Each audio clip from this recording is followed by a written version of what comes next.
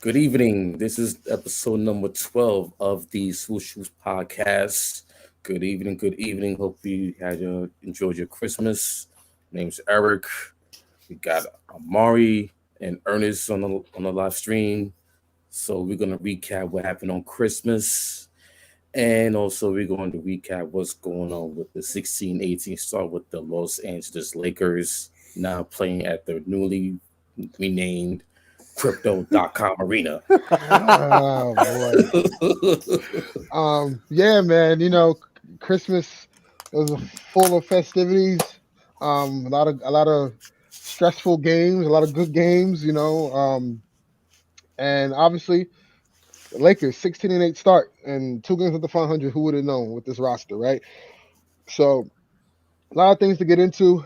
Um, Before we start, there's been a lot of Russell Westbrook like trashing today, specifically from Mr. Carl Anthony Towns. He If gotta you didn't he gotta hear, go. He Yeah. gotta go. well, wait, hold on, Chasing Amani. If you didn't hear, Kat had said I that seen it. I seen it. I seen Ross, it.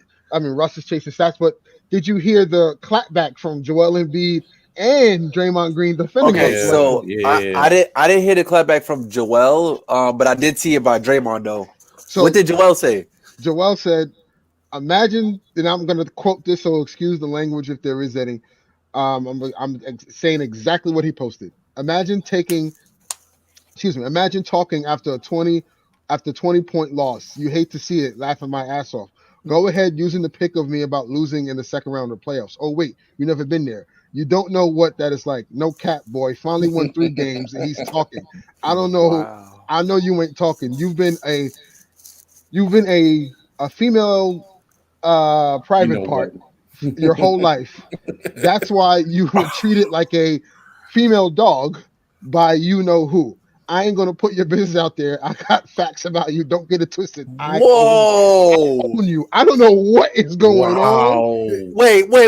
What Joel said? He said it's today. Yep, he said it today. Yes, He I said just it sent it to you today. guys on Twitter. He said it today. This is wild. This is wild. I don't know. He's bashing Cat. I'm confused where Drake where Joel's like uh where his problem lies here, but whatever. Needless to say, Well, a remember, lot of Joel. NBA players are not taking too kindly what Cat was doing. Cat did say though, he did say Russ plays hard, and he said it's hard as hell to get a triple double, and he's a great talent. But Right. it's the shade that kind of because prior to him saying that about Russ, like the conversation was about stats, and he was just like, "Well, I don't even care about stats if you lose." Right. And the host, I forgot the host's name, and he asked about Russ, and then Russ. Yeah. Cat was Mhm. like, yeah, he stat chases. You know what I'm saying? So it's the NBA is a brotherhood, and to kind Mhm. of dump on another star, stars dumping on stars, you kind of don't see that, especially nowadays in the Yeah, Yeah. NBA. that's like Everybody's too friendly. yeah, Yeah, that's like so out of code. Yeah. Cat has now. I like that energy though. Hmm. Hey, but listen, this bodes well for a potential trade scenario we're going to get into later on today with Philadelphia 76ers. But let's get into the show. Um, we'll get into this Russell Westbrook stuff later as we get to the Laker topic. But for now, we're going to talk about the Christmas games. And, since the only person in this room who has won on Christmas Day, Eric, you take the floor. You guys have the first game of the day. Have at it. All right, so the Knicks Hawks played the early version of Christmas. It was the first game of a 5 game slate, and the Knicks came out on fire. Started out 19-3. Hawks had no Trae Young due to health and safety protocol. Um, Too bad because Knicks came out smoking hot. Hawks were in the game. John Collins came out. He was doing his thing, but it was too much. Julius Randle, Kemba Walker dropped a triple double, 12 points, 10 rebounds, 12 You almost assists. messed that up for him too. Plenty Yeah, of but like times. it was a point in the game in the fourth quarter where like Taj Gibson and Alec Burks were boxing him out for a rebound. Like let him get his rebound, let him get that triple double. Um, Quentin Grimes came back from health and safety protocol. Um, Obi He's a Toppin baller. also. Listen, I was telling you last episode about He's a Quentin baller. Grimes. Mhm. Yeah. He's gonna wind up getting more minutes because Yeah. just his defense alone, Yep. Tips needs that. Yep. And Kemba Walker back in the starting lineup. I expect nothing. I expect him to be staying there for the rest of the season. Yeah.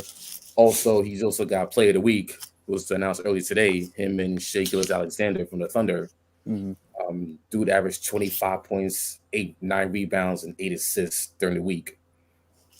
And to finish it off, Obi Toppin on a breakaway in between the leg dunk to mostly put the exclamation point. They did it. The Knicks debuted the City Edition Kith edition courts. But before you continue, I wanted to ask about that. I think I might have asked you guys in the chat about it, but Eric, you can speak on this. What's your thoughts on the unis in the court, man? I like them a lot. They're fire. The Okay. court is beautiful. I love the court, man. I love the court. Really? I need to see it Yeah, live. because I- the court matches the City Edition jerseys, all black Right, and orange. right.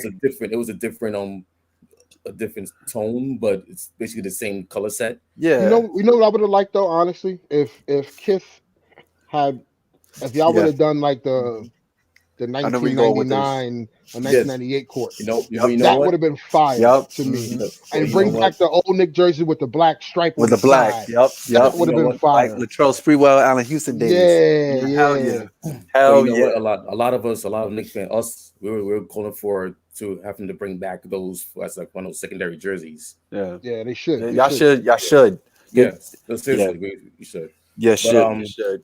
this week they had a 2-1 week. They beat the Pistons back last Tuesday. Oh, that won twice? I don't know Yeah. what that feels like either. It's crazy. Oof. I was at the game Thursday against the Wizards when Kemba dropped 44, but they lost. Like To Kyle Kuzma and company. Kyle Kuzma and company and KCP and them. Still disappointed in that loss. Those guys sound familiar. Yeah, and then they came back and beat the Hawks Christmas Day, so they completed a 2-1 stretch. I was hoping for 3-0, but 2-1, I'll take that. They got a 3-game road trip coming up this week. No, actually a 4-game road trip coming up this week. At Minnesota tomorrow, at Detroit Wednesday, Friday New Year's Eve at Toronto. No. Friday New Year's Eve at OKC, and then Sunday afternoon at Toronto. So hopefully, looking for them to go at least 3-1 the minimum, so at least they can at least start climbing back into the standings. Because if you look at the Eastern Conference standings from 6 to 12, only separated by only 2 games. Yeah. So It's looking like the Western Conference of the past couple of years. Yeah, it's the East. I think we can say the East is the better conference right now than the West. Of course. Because the West only has four to five teams that are above 500. Yeah. Meanwhile, the West has 9 to 10 teams over 500. I mean, the East has 9 to 10 teams over 500. So clearly, the East is the better conference right now for sure. Yeah, because from 6 to 12 is like you got 16 losses, 17 losses, and 18 losses. So if you go on a 5-game win streak, you go from 12 to like 6. You go from 5-game losing streak, you go from 6 to 11 and 12. So these next couple Knicks have a soft schedule coming up. The next 18, they're in an 18-game stretch where they got a whole bunch of winnable games. So hopefully, with this new with how they're playing right now and the surges they got right now, hopefully they can start winning games on a consistent basis and getting back to at least a little semblance of what they were last year, and start moving up in the standings little by little. All right. Moving on, the next game of Christmas Day, we had the Boston Celtics versus the Milwaukee Bucks. This was Giannis' first game back after coming off of protocols. Yep. Wasn't sure if he was going to play. Out the gate, the Boston Celtics looked like they was on fire, like they was going to take the W, but towards the end, just they collapsed. The whole stagnant offense and everything, just ISO basketball is just not going to work. Some of the Bucks key role players stepped up, a la Wesley Matthews. Oh gosh, yeah, oh, bro, Can I just say this? Go ahead. Go ahead. A lot of people have been like disrespecting the Bucks, like they haven't won a championship last year. I think it's time to put that to bed. I think they're the best team in the East. And did you know Who was doing that though? Without the, I mean, because a lot of I know people a lot listen. of people- ESPN already donned the Warriors the champs, like, which Yeah. is crazy to me. Like, here's the thing with Milwaukee, right? Milwaukee had a winning record when Giannis was out, Right. right? Mhm. Like Chris Middleton, and he was also out in some stretches during that time because he had an ankle injury, I believe, or a quad injury. But for the most part, you had Chris Middleton and Drew Holiday hold down the fort, and they were winning games. Right. They were winning games. Like that to me tells something because now, if I look at the landscape, yes, Golden State is great. Yes, Phoenix is great, but I just feel like Milwaukee is going through the same thing they went through last year, where everyone's like kind of writing them off because they believe, all these big names are on these other teams, and they're sleeping on Milwaukee. I think Milwaukee's coming out the East again. I think unless there's we're ways away from that happening, right? And there's a lot can happen between now and then, trades and all that, and who knows what may happen with trades with Brooklyn, what may happen with trades with Philly, things can happen later down the line, right? And we don't know. But as of right now, as everything stays the where it's at, Milwaukee's the favorite. Indeed. Yeah, indeed. Giannis definitely showed up, like Ernest was saying, definitely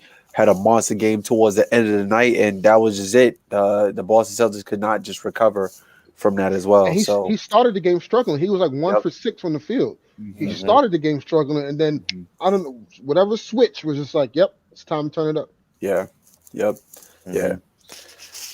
And I think that's how they're gonna play through the rest of the season. Like they start out slow, 6-8, and then they had players out with COVID, and most of the role players were out. Yeah, they're getting Dante back. Yep. You know what I'm saying? I like that. I like the combination with him, DiVincenzo, that's the same guy. Dante DiVincenzo with Pat Connaughton and Grayson Allen. Like those are hustle guys. Yeah. Like they're gonna cause people, and they can shoot the hell out the ball. Like they're gonna cause so much problems. Think about this: Milwaukee can literally run a semi-small lineup, which you cannot guard. Would be Giannis at the 5, or Bobby Portis at the 5, Giannis at the 4. Your 3 could be Middleton. Your 2 could be Grayson Allen or DiVincenzo or Connaughton, and you also have Drew Holiday. So you got 2 other guards at your disposal that come off the bench and give you quality minutes. Yep. And you got Bobby Portis coming off the bench. Yeah. Well, no, I mentioned him in the starting 5, but you're gonna have Boogie, and Boogie's been playing well. Yeah, you get what I'm saying? Yeah. Like, and then also, let's not forget, what's the player's name from Nigeria? Nawara?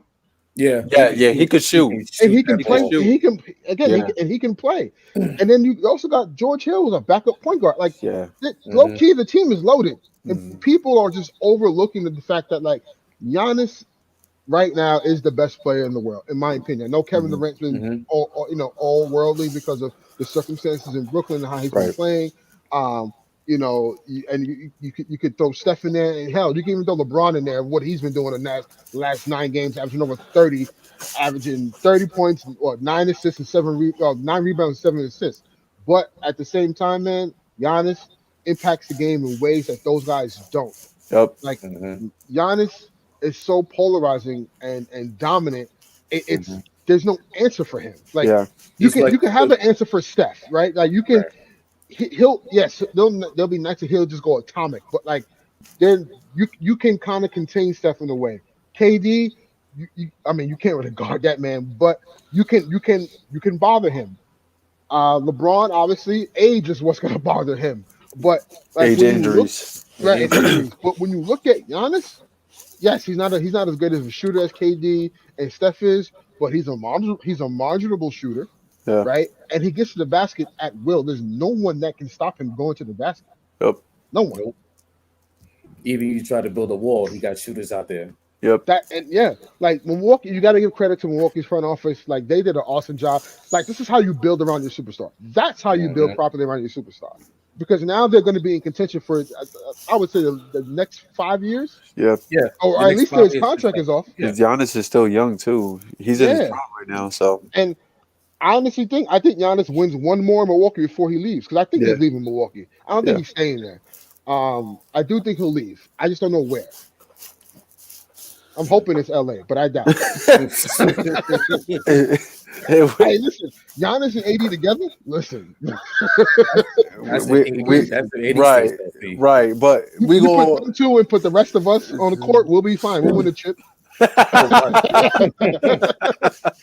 Oh, by the way, I wanted to say, if Giannis retires today, he's a surefire Hall of Famer. Oh, Oh, yeah, first ballot. hell yeah, First hell ballot. yeah, First hell ballot yeah, Hall of hell Famer. yeah. Like I Hell had people on Twitter saying, "Oh, I'm not sure Giannis is a Hall of Famer if he retires." If- Are you kidding me? I say this, and it's how I throw people off. I say, is AD a Hall of Famer? People say yes, and I'm saying Giannis is damn sure a Hall of Famer. Yeah. If AD's a Hall of Famer. Yeah. You get what I'm saying? The year we won the chip in 2020, right? I remember having this huge argument at Nike about Giannis and AD, and at the time,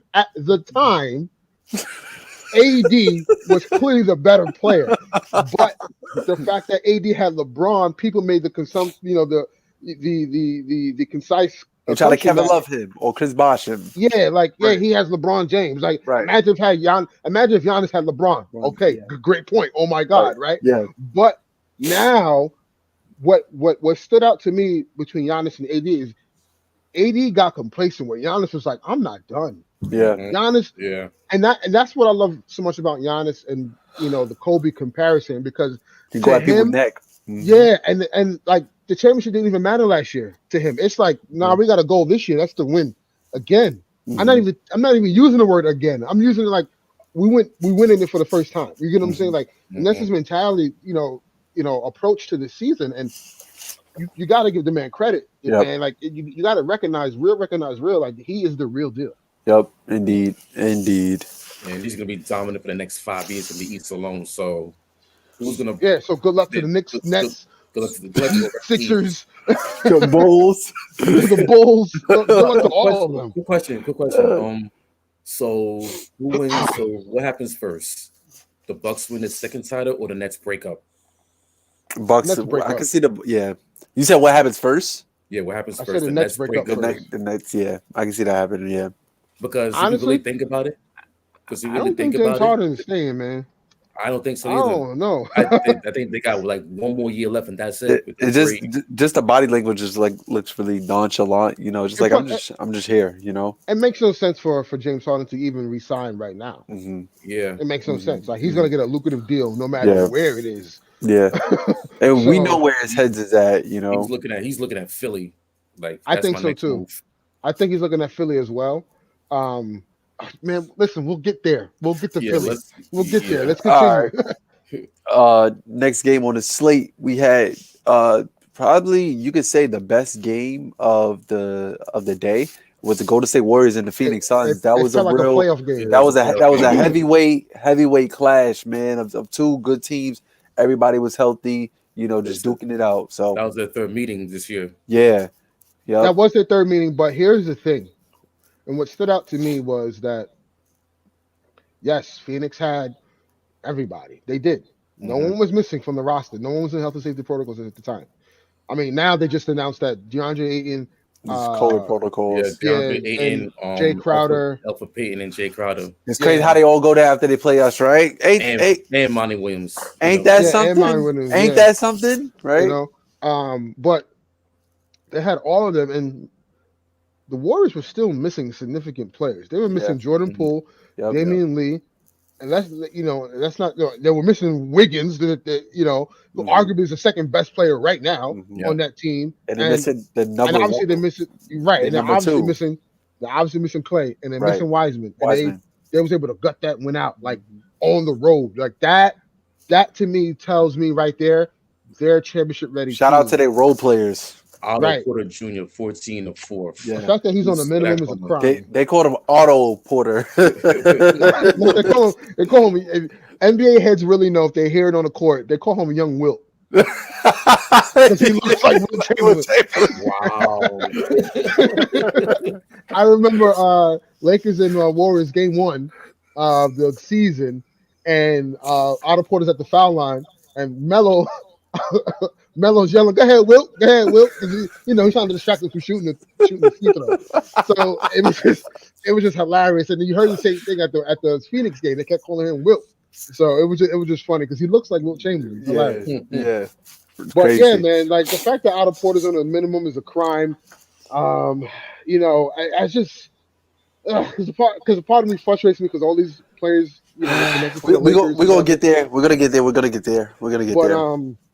But the Warriors really showed like that. That to me shows me like they're championship ready in a sense, right? Mhm. Obviously now, again, things can change. So it's 2-1 in the matchup, right? Yeah, 2-1 Warriors. 2-1 Warriors. Yeah. Mhm. Now, and listen, with the second time, well, it was the first time the Warriors beat them, Devin Booker wasn't playing. Mhm. So with or without, they're beating this team. Yeah. Now, the thing that I think will hurt the Warriors in the long run, and it all depends on Wiseman, but in the playoff series between them two, what's going to hurt them is length, and that's what Phoenix has. Yeah. So in a long playoff series, it's going to be difficult to really get off if they don't if Wiseman isn't a presence that can combat the length of Ayton or And McGee. JaVale McGee or even Miles Bridges. JaVale McGee, man, so crafty, dude.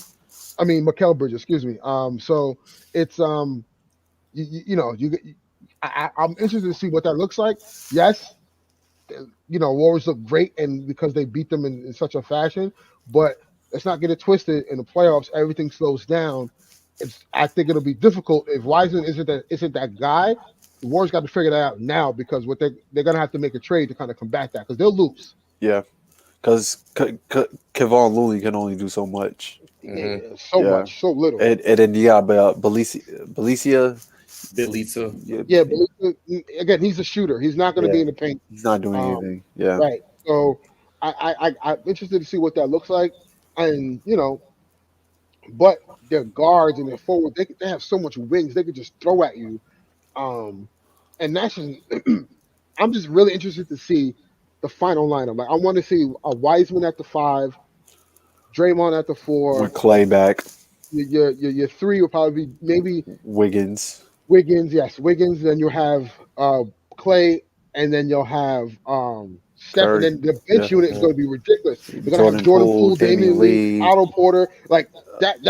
When they're at full strength, it's going to be really scary to see. Yeah. So I'm interested to see that too. But they have to figure out too. Wiseman is going to have to be that guy because as soon as he gets folded in, it's championship time. Is he mentally ready for that? Right. Again, I'm sure with the leadership of that organization, they'll have him prepped. But yeah, it's one thing of saying these things and kind of practicing through that, than actually going through the game. And you got Chris Paul, calling you out on the pick and roll. You don't know what to do, right? So we'll see. We'll see what that looks like. Yeah. Yep. Okay. Where we at? Oh goodness, this game. Oh, sheesh. So listen, I'll say this: we won't get into the nuances yet. Let's get through the Christmas games first, because out of respect, there was one more game after this one. Yeah, and then we'll go into the analysis of what the Lakers' trash bag has been. All right, so you guys want to do Utah and Dallas? Yeah, for sure. We can do that. Okay, okay. So next game, the later game, the last game of the slate, we had the Utah Jazz and the Dallas Mavericks. Me personally, even though I'm a basketball fan, I just told myself I did not want to watch the Utah Jazz on Christmas Day. That's just me. That's just me just personally. Like, why in the world is the Utah Jazz on Christmas? And also, one thing I've been seeing, especially like Twitter was going off, is like, why do you have the reigning MVP not on Christmas Day? Shout out to the Nuggets, but like, just why wasn't Jokic on Christmas Day? But for what I've seen, that game was without Luka once again. Kristaps Porzingis was holding down the fort, but it was just too much of the Utah Jazz, man. Just the role players that they had, the bodies they was throwing at them. It was just too much Utah Jazz until like the last stretch of the game. So Jordan Clarkson was typical 6-man on the. Oh God! Another one. Yo, man. I feel like the Jazz are not getting talked enough, especially in the West, for obvious reasons. Especially Yeah. after what happened last year with the way they lost in the playoffs. They got the second highest point differential in the NBA at 10.3. That's how good they've been all year long. So they're 23-9. They're only 3.5 behind the Warriors for first in the West. So they're gonna be one of those. They're gonna be those typical. They're gonna be that typical team that no one talks about, but they somehow end up in the top 3 in the West. Toronto Raptors of 2019 when they won the chip. Mm-hmm. Well, no, I wasn't even talking about that team. I was talking about like Toronto Raptors with DeMar and Kyle Lowry. Yeah. Like, Okay. The ones that went up LeBron every single year. And they lose in that. Yeah. So I don't know if the jury's still out on Utah in the playoffs. Yes, regular season, they're a typical really good regular season team. They dominate at home. That's their calling card. They always dominate at home.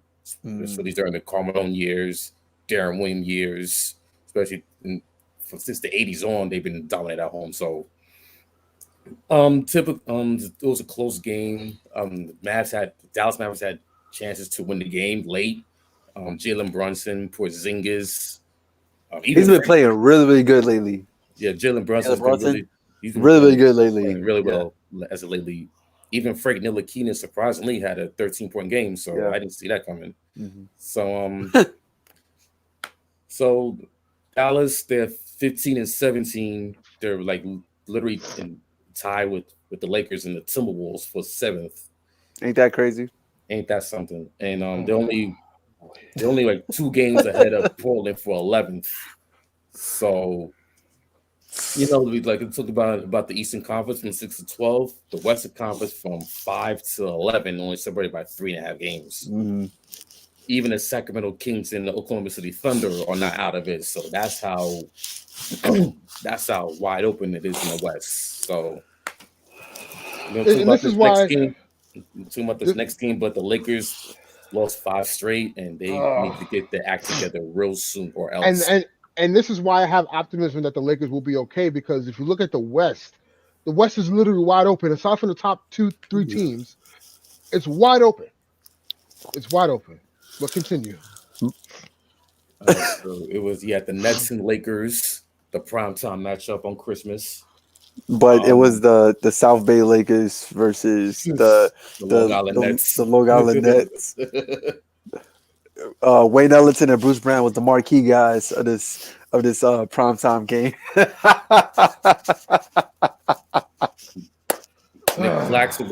Nick Claxton was the star of the game. Yeah. No, the game. I mean, he dunked on LeBron, but the star of the game was Patty Mills. Patty Mills. 35 points, 32 points. And then the Nets were playing 6-on-5 because Russell apparently was playing for the Nets. Okay, so how many times? I don't know if it's me, but how many times he's gonna miss wide open bunny layups? Every time I watch the games, it's missing 4 or 5 wide open bunny layups. And I would say this. And also he airballs 3 threes per game. It's why is he keeps on shooting? The thing is, from my perspective, it was one of those things where it's kind of like you foreshadow something. Something happens in the game and you just sit there and think, well, at the end of the game, that's going to come back to bite us. So on that run, we was on a 17-0 run without Russ, right? And I was sitting and telling myself, 23. Yeah, at the end of the third quarter, we was all writing them off. Ernest was definitely writing them off. It was just I'm gonna just sit here and watch it. I ain't got nothing else better to do. Because here's the thing, Armani, because we've been here before. Yeah, and historically, the Lakers do not win on Christmas Day. We don't. Actually, really don't. Right after that game, I looked up our matchup. We played, I believe, a total of 45 games with 45. Correct me if I'm wrong, but it's definitely in the 40s. But we're 24 and 23, something like that. So we don't win play one, we Christmas lose one. Day. We win one, we lose one. We don't play one on Christmas Day, so whatever. So last year we beat the Mavs, and then this year, we cooked the Mavs, and then the year before that it was against the Clippers. That one was annoying. Oh man, I had my blood boiling. I of all went, people, Patrick Beverly had to make the play. yeah, I went back to work the next day and didn't speak to a single soul. Everybody was like, "Oh, Armani, you good?" Yo, I was I so was just tight. so you would have thought like a family member passed away. I didn't Fans want to were in send my this nobody, mentions. man. Yeah, Oh my because gosh, man. out of the entire season, that's the game I wanted the most. Like, you know, we want to win on Christmas Day because everybody's watching. It's a nationally televised game. You just want to get that W, and especially against the team that everybody's pairing you up against, you want to win that game. But anyway, so like I was saying, we was on a 17-0 run without Rush, right? And there was a possession where LeBron, he like kind of like ran out of steam and missed the layup, rolled off the rim. Then there was another play. THT had a layup, rolled off the rim. So you kind of get where I'm getting at, right? Like just the missed layups, the botched layups was going to come back. Then we put Russ in the game. Russ misses a layup. On the following possession, there's a play. It wasn't really no action happening. It was just movement. Patty Mills ran to the corner. Russ falls asleep.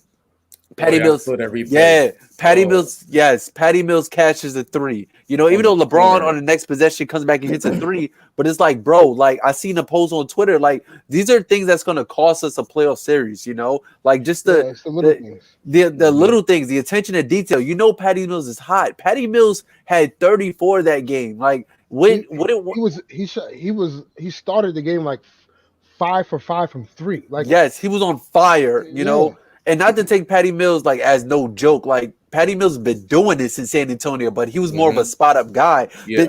The guy was playing like Steve Nash on Christmas, you know. And I was sitting there telling myself like, eventually they're gonna have to take because Harden was killing us in the beginning, Harden and Patty Mills. I'm like, you know what, we're gonna be all right. They're gonna have to sit Harden down regardless, you know. But this is when we get back into it. Like, who we gonna lose to? Bruce Brown? We gonna lose to Bembry? We're going to lose to James Johnson? Are you serious? Like, but, you know, Patty Mills was curling off of screens, weaving through traffic, hitting threes, like Steve Nash.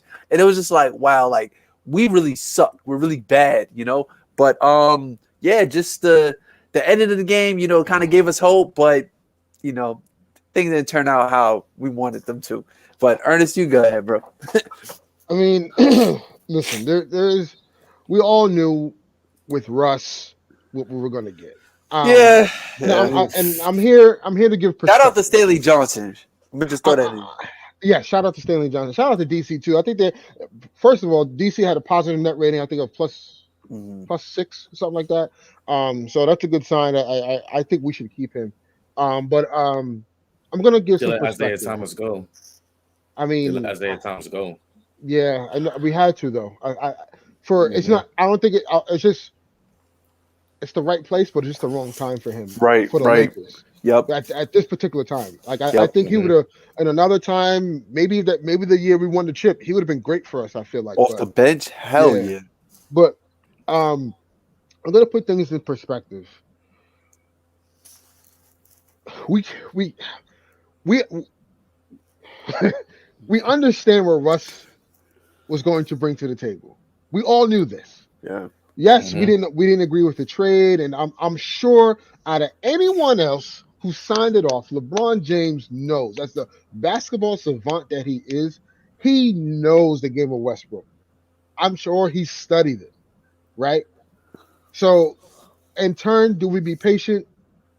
We have to, but but the frustration I totally understand because this is a different level of expectation that we have. Right, this is not OKC. This is not Houston. This is not Washington. Like, you're in a Laker uniform. We have the greatest player of our generation on our team. We have a generational top 5 talent as well on our team. We just won a chip a year and a half ago. The expectation is championship, and there's nothing else. Yeah. So Westbrook is going to have to understand that all games matter. Like, every single game matters. He had a quote especially today. now. Yes. He had a quote today because the Lakers had practice, obviously, and it kind of bothered me. So, Russell Westbrook says, and I quote, "Honestly, I think I've been fine. I think people..." Hold on. He says, "I think people are expecting me to have effing 25, 15, and 15. That is not normal. That's not That's not a normal thing that people do consistently. I What? know, I know I've done it in the past 5 years, but that's not normal. This is what bothers me about the quote. Wow. What bothers me about the quote is that, to me, he's simply not getting it, because we're not asking him for huge stat games. We're asking him, do the little things that will impact winning. That means being careful, being not being careless with the ball. That Mhm. means making the right decisions with the ball. That means knowing time, possession, pace, right? IQ, awareness, defense, paying attention, making the right reads, and just doing simple rotations. That's all we're asking Russell Westbrook to do. Russell Westbrook, ugh, Russ has to understand that, yes, those were needed from you in OKC. Those were needed from you in Houston to a degree. Those were needed from you in Washington for sure. But dude, you're on a team with the greatest player of your generation on your squad, along with a top 5 talent on your squad who just won a championship with them too. You don't have to be that Russ. All you have to do is do the little things and accept that. Now, I'm not saying play a lesser role, but by virtue, just by nutrition, bro, you're gonna play a lesser role, because guess what? There are 2 other players that are better Yeah. than you on the roster. So he has to be able to understand, okay, I'm not gonna be the guy that's gonna just run up and that's another thing too that really frustrates me about time and pace with him. He's run, and I get it. The best way for Russ to exceed is him to play fast, because that's what he's good at. But he's doing it at a pace where he's out of control, and he's missing these layups at the rim. Like, Braun gave him a sweet Mhm. wide open layup On a on fast the break. Mhm. on the left lane, excuse me, on Mhm. the right lane, and he Mhm. just simply missed it because he was just Mhm. going too hard. It's Mhm. just, bro, like, take your time. Yeah. Sometimes, and Russ is great. You can't tell me a guy who averages a triple double does not know how to facilitate. He knows Right. how to facilitate an offense. He just has to slow down. Yeah. Plus, the personnel on your team is not built for that. It's a bunch of old vets. You can't run up. The Lakers have the fastest pace in the league right now. The fastest pace in the league, and the oldest team in the league. That doesn't That doesn't mix. make sense. It really Doesn't doesn't make mix. sense. And I get it. The Lakers are great in transition. They're one of the best transition teams in the league. But that's when LeBron is on the floor. Mhm. LeBron is a gazelle. That is a totally different human being we're talking about. But Mhm. like, Russ needs to understand that, like, the game has to slow down for him just a little bit, just a little bit. Pick his spots. There was a stretch where he was averaging 24, and I think, and 24, 9 and 9, something like that. Where we went on when we were 3 games over 500.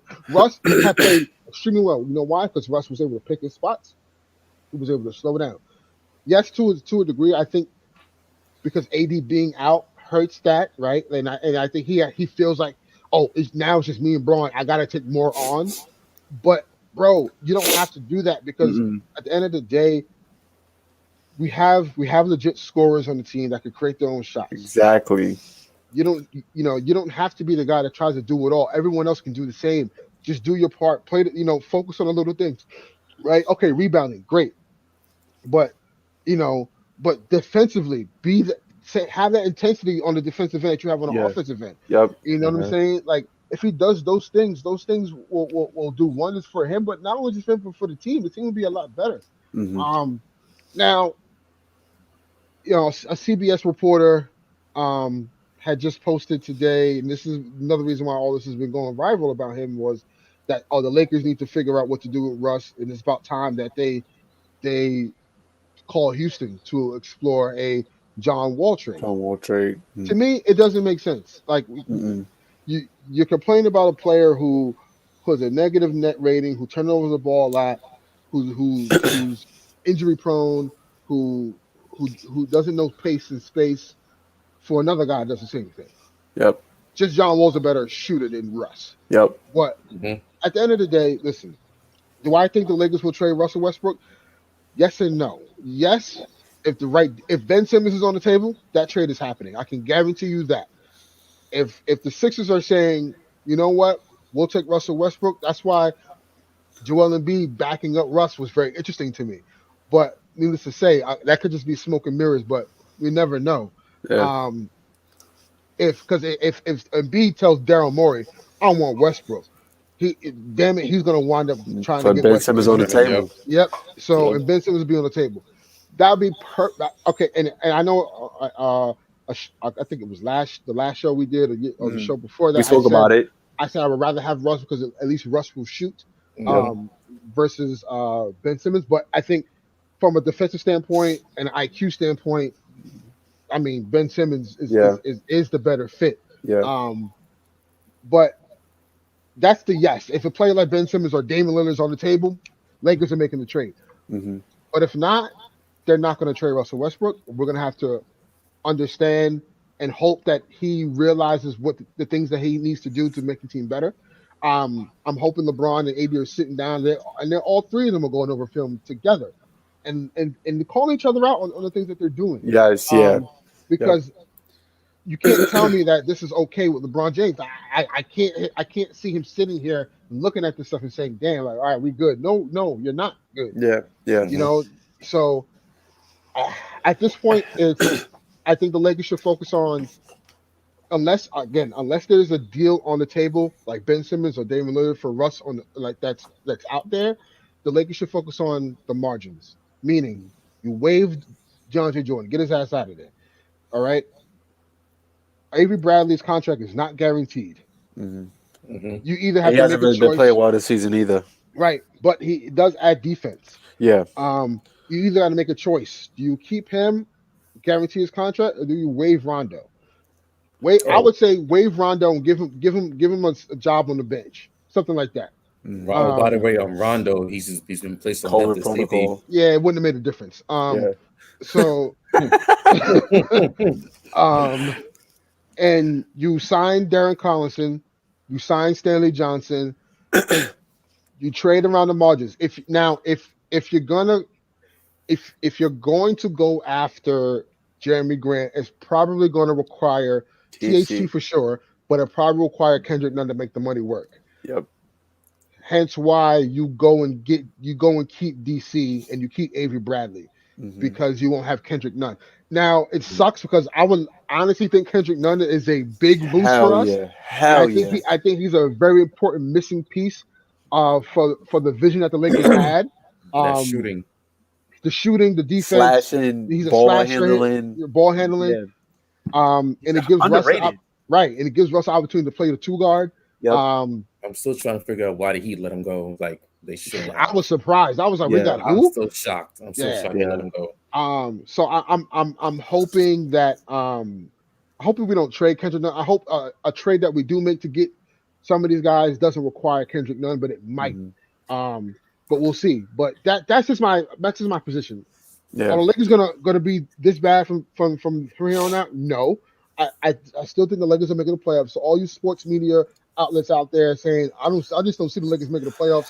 Stop it. The Lakers are making the playoffs. All right. Do they win a playoff series? That's the question. Right. That's the question. So my focus for this team is obviously getting healthy, right? We got to get healthy. And secondly, can we be dedicated to our roles? Everyone must know their place and where they stand with the team, what their role is, and what they're going to contribute, and commit to that. And be smarter on defense and not make stupid plays, mellow, getting a technical foul in crunch time where you didn't need it like that. Like it's stuff like that we don't need. Yeah. Stanley Johnson, brings depth. He brings length. Darren Collison is a more even-keeled point guard. I think we need. 2 years too late. Yeah, 2 years too late. Could have had a chip, brother. Right. But I think that's the direction the Lakers need to go. It's not firing Frank Vogel. Clearly, because now you clearly see, even with Fizdale coaching this team, it's been horrid. Yeah. So it's I feel bad for y'all. And it's crazy. I actually miss Frank. See what had to go through with him. Frank is chilling at home like, yo, y'all was saying it was me. It wasn't me. Y'all see what had to go through with that. Yo, when Fizdale put out the lineup, he put out this lineup, and I lost it. It was against I believe was it Minnesota we played before? Because we got smoked by Minnesota. No. That's when AD was out. I mean, Phoenix. It was Phoenix, and then we played someone else after Phoenix. Was it Chicago? No, San Antonio. It was San Antonio. It was San Antonio. Oh, Yes, God, it was San Antonio. The 28. They put 38, 138 on our head, 133 on our head in a regulation. He put out a lineup which made me look like, bro. I was in the house and I lost it. I completely lost it. I was screaming at the TV. I'm looking at the TV and I'm like, hold up. Is that Rondo, Russell Westbrook, and Isaiah Thomas at the same time? Yo, that's a crime. I couldn't believe it. I couldn't believe it. I'm like, yo, I don't care who was out. You don't put that lineup in there. And then hold on. To make matters worse, Eric, to make matters worse, he had those three. Not even, we even get to that. He had those three, and I believe it was I think it was Wayne Ellington, and then he had Carmelo Anthony at the 5. I was like, what is Fizdale doing here? This makes no sense. Yeah, this makes no sense. So, and I get it. Dwight couldn't play because he was, he just came out of protocol. He was getting his lungs back, but like, if DeAndre Jordan and LeBron were going to be your 5s, then you have to stagger that, man. You can't have a bad defender be your paint protector. Like, what are you doing, man? And then you got you're running 3 point guards, so one of your point guards is a small forward, and then your shooting guard is playing power forward. I was like, and Derek White, you know what I'm saying, Lonnie Walker, they just get into the basket at will, doing whatever they want. And I was just like, yo, I don't know if this is low, but this feels low, man. Mm-hmm. Like, I felt low with the Lakers when, like, the Jordan Hill and the Robin Sacre and the Chris Canyons of the world. Like, that was a low. Xavier Henry, Wesley Johnson. Wesley Johnson. Yeah, Wesley Johnson. He was terrible. Oh my God. Ryan Kelly. Ryan Kelly. That was a low. Like, that was a real low for me as a Laker fan. But when I saw San Antonio over the course of these 5 games, it's not even low. It's just depressing because you look at the team, you're like, yo, you know what they could be. You know what they could be, and they just can't do it. So I don't know, man. I don't know. I think I've had it enough, but Yeah, I mean, on Christmas Day, I didn't ask for no video game systems, no sneakers, no laptops, no iPods, no Apple Watches, iPhones. I just asked for a W on Christmas Day. I just want a Laker win. I just want a Laker win, man. That's it, man. I went back to work yesterday, and everybody was like, "Hey, how was your Christmas?" I'm just like, gave him a straight face, like, bro, like the Lakers lost last night, and you expect me to be okay? Like, when we lose on Christmas Day, like, it's the worst thing ever. It's like somebody putting coal in your sock. You know what I mean? Like, it ain't fun. It ain't fun, man. I think I fell the last 5 years. I mean, the Knicks, you guys are just accustomed to losing, like that's just, I'm sorry, Eric, but that's just the way it is, man. Like we the Lakers, bro. We played in the crypto arena, a la the Staples Center. We can't get a W against the Long Island Nets, like it's crazy. And somebody asked me, why did you think that you guys were going to win that game? What do you mean, why? Because we have Braun, we have Russ versus James Harden. Do the math. We lost to Patty Mills. We lost to Nick Claxton. We lost to Dwayne Bembry, Bruce Brown, who's a floater machine. He's a 6'6" center. Like he can. And we lost to Stephen Mills. Yeah, that's who we lost to. Oh, Patty Curry. How about that? We're calling Patty Curry. That's who we lost to, man. And it's just upsetting to see, and just this entire thing's been frustrating because I think the last time when we our last episode, we was on a 3-game win streak. I think, did we film the episode before Austin Reeves hit that 3? But anyway, that's besides the point. Like, the Lakers was rolling. We was on a 3-game winning streak, and then everybody went down to health and safety protocols. Not saying that's the excuse, but I was telling myself, and I told you guys this as well too, we need to get on a 7-game win streak for me to be like, all right, I'm invested. I'm gonna start taking these guys seriously. But it's like we take one step forward and two steps back. We're back in the same spot we was at, ever since, and we constantly bring up the schedules, who we play next and stuff like that. I know we was getting on you, Eric, because your next 10, 15 games wasn't looking like games you guys could win, but you guys able to pull them out. Our games were kind of the same thing, and where we still having difficulties, and hearing that our following schedule for the remainder of the season is the hardest schedule for the remainder of the season. It's like, all right, it kind of worries you some, because like I seen a report saying that we gotta still play the Warriors twice, I believe. Yeah.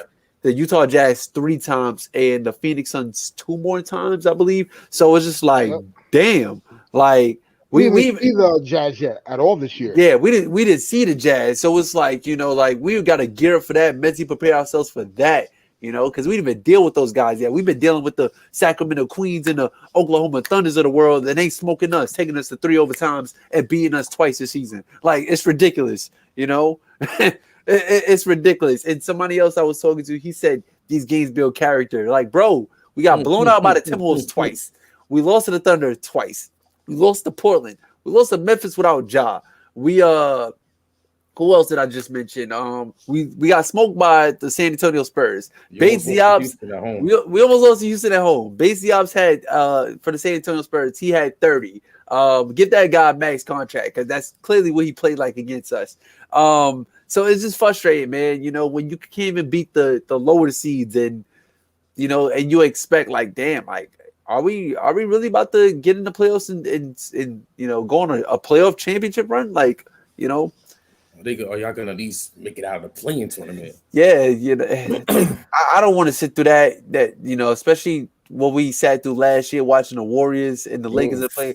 Man, my blood was on fire, man. They almost took y'all out, man. My blood was on fire, man. So I don't want to deal with that. Yeah, if it wasn't for LeBron's 3 at the end of the game, set 3 rims. Steph Curry would have taken y'all guys out. Yeah. I mean, listen, I just think at the end of the day, the Lakers just have to you focus on the margins, because it's not just a Russ issue, and I think a lot of Laker fans and media analysts are mixing the two. The Lakers also have a bigger obstacle, and that's just roster construction. They have players that they have legit. You can say 3 players right now in the rotation that you cannot play. You can't play DeAndre Jordan, can't play Kent Bazemore, and you can't play Rajon Rondo. Like, it is what it is right now. Yeah. And they have to be able to fix that. And again, we have to be whole. Like, we have to see what this team looks like when we're healthy. I mean, listen, there's a lot of lineup iterations that they can do that's going to be very interesting and very tough for teams to deal with. If you have, let's just, for sake of argument, you have a AD at the 5, Ariza, LeBron, Stanley Johnson, and DC on the floor, or you have, if there's a trade that was made and you have, AD, Jeremy Grant, Ariza, LeBron, and Russ, like, there's so many possibilities that may happen from now till then. But yes, the overreaction is warranted, though. I feel like, because we've been kind of, as fans, been knocking on the same door throughout the season about the lineups that they can't play, about the effort that we're seeing, the stupid mistakes that they're making. Just the hunger. Yeah, the hunger ain't there. Right, just the lack of just going through the motions. Like, those are the things that we want them to clean up. Yeah. And it's been reverted to frustration of now, get these players out of here, because they don't. It doesn't seem like they want it. So again, if they just have to lock in and like, have some character, like, and have an identity. Like, what do you guys want to represent? Is it defense? Is it offense? Is it hustle plays? Like, figure out what you want to do and what you want to be, and then go from there. And that, again, that falls on, obviously, Frank Vogel, Rob Pelinka, and the coaching staff, LeBron, AD, and Russ. Like, that has to come from them. They have to set the tone. And then in return, the vets also have to keep the same accord, so that the young guys see that. And now, no matter who you put in, they're giving 1,000% effort. Mm-hmm. Listen, half of these games that we lost were just effort. That's Effort. the reason why we lost. Not because of not even devoid of the turnovers and the stupid mistakes that we make throughout the game. Effort. It was effort that cost us to lose these games. Yeah. So Mhm. it is what it is. Like I said, if there's a trade on the table for Russ that's like Ben Simmons, like or a Damian Lillard esque type, then yes, you make the trade. But if not, you got to keep Russ. You don't trade Russ for lesser pieces Mm-hmm. and then say, hey They get LeBron, right. Make it figure it work. out for us, make it work, and be the primary ball handler, which he didn't want to do in the Yep. begin this year. So Yep. you keep Russ. You hope that listen, he's watching film and he's understanding his mistakes, and that in turn clicks for him throughout the game, so he's Yep. just not like lost in the game, because I think that happens a lot to him too. He's just so lost in the game. I'm sure the things that they went over he's forgotten, because I've seen Fizdale on the sideline when Russ makes mistakes and he throws his hands up, because I'm sure they talked about these things and Same they thing game with Phil plan for these Handy. things. Right. Yep. Same thing. Yeah, I see him do the Mhm. same thing. And Yep. I'm sure they talked about these things throughout Mhm. practices and film sessions and film sessions and walkthroughs. Uh, and he's making the same mistakes that they're calling out during Mhm. those practice times. So I just hope that they do that. And obviously, you work around the margins, man. You get wings that can defend, Mhm. that can shoot, that can play. Just give effort in defense. Like that's why I like I like the iteration of either Miles Turner or Jeremy Grant, because Miles Turner helps the AD problem of him not wanting to play the five. Oh, hey, Like, Pau Gasol. right. Mhm. And listen, I get it. Like he efficiently and plus minus and all that stuff, he works better playing the five for the Mhm. team. But Mhm. that doesn't help if he's not playing well, because we need him to play well to win. Yep. So if he dominates playing the four, then focus on getting a five that can be functional in the offense that we want to run, so he can Mhm. play the four and be his dominant self like he was in the bubble. Yep. That's why I like the Miles Turner thing. And then obviously, for very many reasons, why Jeremy Grant I think will also be a perfect fit, because he can play big, he can score on his own. He doesn't need LeBron or Russ to set him up, and he warrants gravity for teams. You can't leave him open Yeah. to go double LeBron or Russ or AD. Like, you have to be able to play 1-on-1, and that's going to play to the strength of all those guys. So I just think they just need to work around the margins. I love THT, but for what he needs, we can't Mhm. offer, because we're in the midst of trying to win a championship Yeah. and extending LeBron's window. Yep. THT doesn't do that, because THT needs to be an all-star now, and he's not. So, and all this cat people are saying that, oh, THT trade value is gone in the tank, whatever. It's not. Trust me, it's not. There are variations of teams who Yeah, want he's just THT. in a weird situation right now, because Right. you can't have him and Russ starting. You can't have two No. slashers starting, Right. And and that's another thing that the yeah, coach needs to it's do. not working. Like, Yeah. my opinion, the starting five should be going forward. Dwight until AD gets back. It should be Yeah. Dwight at the five, LeBron at the four. Your three guards should be Wayne Ellington. Your two should be Monk, and your one Monk. should be Russ. Yep. That should be your five for Mm. right now. Yep. And then obviously when Reeves comes back, he'll get rotation minutes. Obviously when Reeves comes back, you insert him in the starting lineup.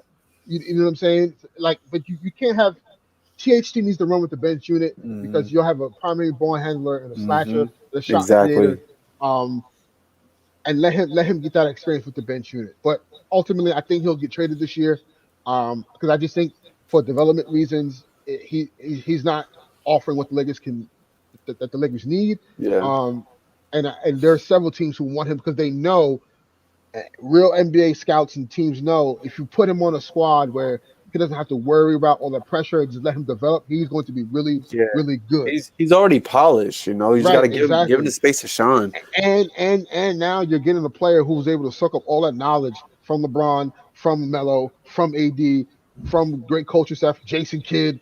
You know what I'm saying? Like, and he has championship pedigree. Like, Yeah. he's played in the finals, man. Like, Yeah. so you're you're gonna get a young player with all this experience that is yet to flourish. So Listen. I just see trades all over. I even see trades about the Lakers sending Russ to the Knicks for Kimba. It's a lot. There's another What? trade that's been floating around today about attaching Russ and THT, send him to Sacramento for De'Aaron Fox and Buddy Hield. The money works. The money works. But ultimately, and listen, if that trade's on the table, I take that too if I'm the Lakers. But ultimately, man, just work around the margins. I think the team will be fine. It's just a rough patch right now.